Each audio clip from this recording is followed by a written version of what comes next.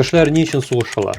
Ну, төрле ресурс бүләр өчен, анда шул нефть, газ, анда алтынмы, анда бүтән әйберне бүлешер өчен. Бер яктан менә акча шул сугыш чыганагы дип әйтеп була.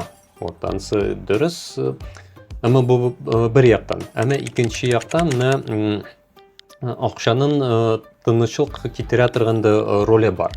Чөнки менә хәзерге көндә дөнья буйлап андай, ничек әйтим, сетевой бизнес таралган инде. Бөтен кибетләр, алар бит бер бинада гына түгел, таралган, шул магнит кебегрәк, анда дөнья күләмендә Макдональдс кебегрәк. Менә шул сетевой бизнес үз эшчәнлеген алып барыр өчен аңа нәрсә кирәк? Тынычлык.